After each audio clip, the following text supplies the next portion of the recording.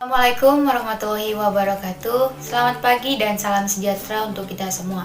Perkenalkan, nama saya Rini Oktavianti Panjaitan dengan NIM 1805742066. Dan di sini saya akan menjelaskan terkait hukum pidana di masa pandemik, bagaimana perubahan sosial dan timbulnya tindak pidana baru, dan apa saja sih yang menjadi keresahan di tengah masyarakat yang dilakukan pemerintah.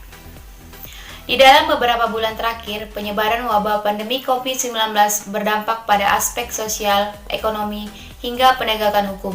Hal ini disebabkan berbagai aktivitas masyarakat dibatasi melalui terbitnya PP nomor 21 tahun 2020 tentang pembatasan sosial berskala besar atau disebut PSBB. Dalam percepatan penanganan COVID-19, mulai melarang kegiatan belajar mengajar di sekolah, beribadah di tempat ibadah, membatasi transportasi, hingga larangan aktivitas di tempat kerja. Dan dampak selanjutnya, pemutusan hubungan kerja dikarenakan dunia usaha mengalami kesulitan keuangan. Pandemi global penyebaran virus ini membuat lesu usaha mikro kecil dan penengah yang potensial. Banyak orang jatuh miskin hingga salah satu faktor pendorong melakukan kejahatan demi memenuhi kebutuhan hidupnya.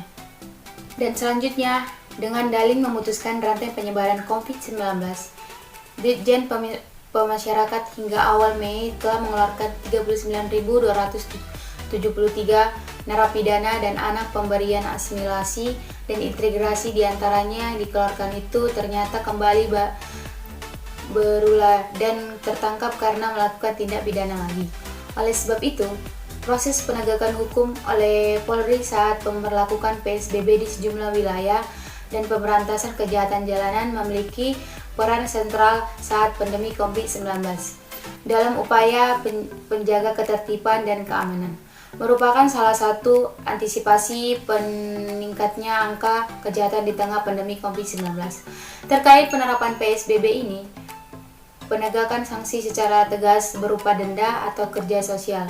Sanksi perlu diberikan secara tegas dan tegas bagi pihak yang melanggar aturan PSBB, termasuk perkantoran yang masih beroperasi.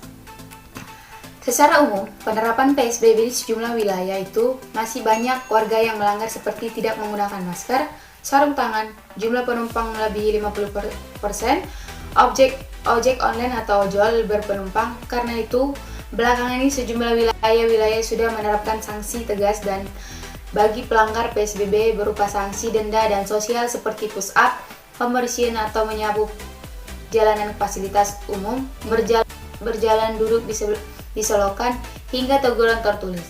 Sementara di wilayah penyangga Jakarta hingga 10 Mei 2020 terdapat 51.669 pelanggaran pengendara roda 2 dan 4. Sanksinya pun diberikan teguran tertulis. Sementara jenis pelanggaran terbanyak berupa tak menggunakan masker sebanyak 24.049 pelanggar.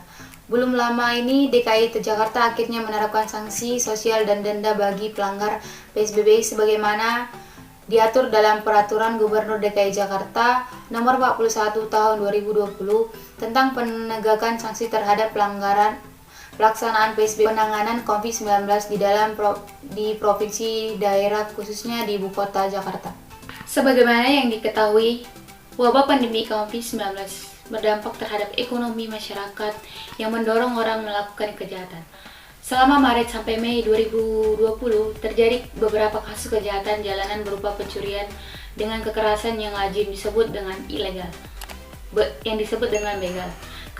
Kebijakan HAM yang melepaskan 39.273 narapidana dan anak melalui program asimilasi dan integrasi di seluruh lapas.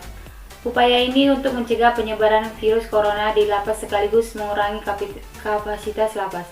Namun sejumlah narapidana yang bebas kembali berulah melakukan tindak pidana lagi dan menjadi faktor meningkatnya angka kejahatan yang membuat aparat kepolisian harus kerja ekstra untuk menertibkan pelanggaran PSBB dan kejahatan jalanan. Dengan meningkatnya kejahatan jalanan karena dampak pandemi COVID-19, terdapat ekonomi, masyarakat dan memanfaatkan situasi penerapan PSBB membuat para pelaku kejahatan lebih leluas berkeliaran. Dampak COVID-19 ini, banyak orang di PHK, dirumahkan, di ruang gerak perusahaan dibatasi, omset UMKM menurun, bahkan tak beroperasi sama sekali. Hal ini menyebabkan banyak orang jatuh miskin, sehingga mendorong orang melakukan kejahatan demi memenuhi kebutuhan hidupnya. Oleh sebab itu, kejahatan relatif didominasi dengan kejahatan harta benda seperti pencurian dengan kekerasan sebagaimana diatur di dalam pasal 363 KUHP, kemudian pencurian dengan pemberatan sebagaimana diatur di dalam pasal 362 ayat 2 dan ayat 3 KUHP. Sekian penjelasan yang saya sampaikan, lebih kurangnya saya mohon maaf. Terima kasih.